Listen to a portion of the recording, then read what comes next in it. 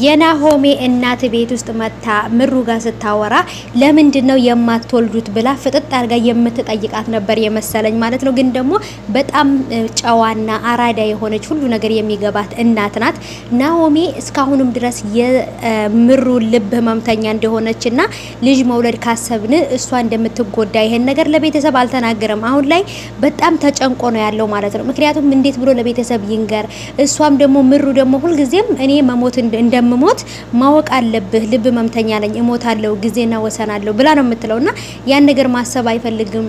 ቤተሰቦቹ ልጅ መውለድ ያለባችሁ ይላሉ፣ ለነሱም አልተናገራቸውም። በጣም ከባድ ነው አሁን ላይ ምሩና ናሆሜ ያሉበት ሁኔታ ማለት ነው።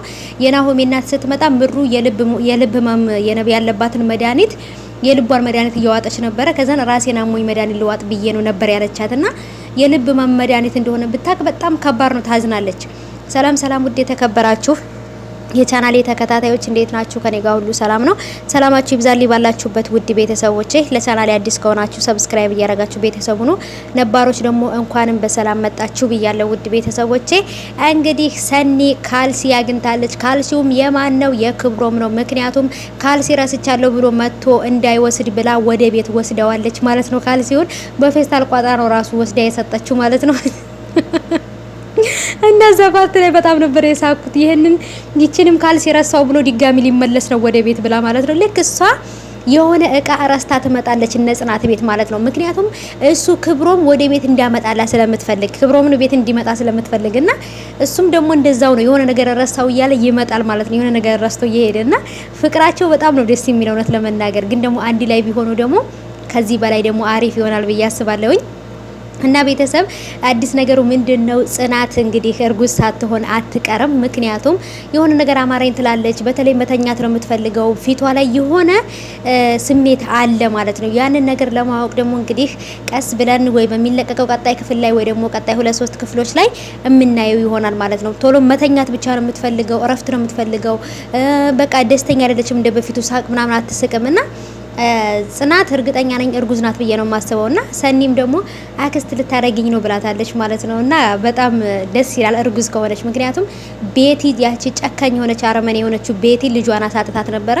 አሁን ደግሞ ግን በቃ ቤተሰብ ፈቅደውላቸው በፍቅር ስለሆነ የሆነው ከዚህ በኋላ ልጃቸውን ተንከባክበው ያሳድጉታልን በሰላም ተወልዳለች ብዬ ማስባለሁ ማለት ነውና ግን እርጉዝ ትመስለኛለች። የእናንተ ሀሳብ ምንድነው? ግምታችሁ ምንድነው?